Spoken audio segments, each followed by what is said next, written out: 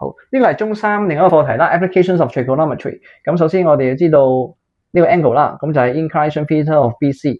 跟住啦，我哋要知道亦都要知道 gradient 咧就等於 vertical distance over 個 horizontal distance， 亦都即係 vertical distance 除個 horizontal distance。咁亦都 gradient 呢度會等於 tangent theta 嘅兩個運算方法嘅。咁再睇題目啦。A bus travels 100 meters up a long uphill road BC with gradients 1 to 5.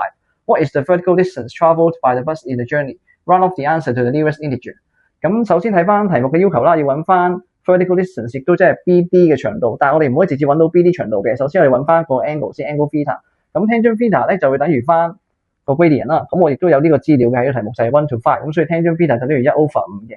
咁透過運算之後咧，我哋大約揾到 theta 就會等於11.30993247度。咁呢一個係個取多啲小數位嘅數字嚟嘅，因為我哋防止我哋最尾嘅答案唔準確，咁所以用多幾個小數位嘅。跟住啦，我哋就會用sin theta 幫手啦。sin theta 等於 BD over BC， 喺呢個情況即係呢條邊除呢條邊啦。點解？因為 sin theta 就等於 opposite side 除個 hypotenuse， 咁喺呢個情況就係 BD over BC。咁根據翻我哋嘅資料啦 ，sin theta 就會等於翻 BD over 100，因為 BC 咧係100米嘅，就擺翻100喺度咯。咁所以咧，我哋揾到 BD 就大約等於 19.6116131。咁我哋要繼續寫落去啦 ，BD 就都係20 m，correct to the nearest integer。咁最終我哋寫埋個答句咧，就 vertical distance travelled by the bus is 20 meters。咁就完成正式呢題題目啦。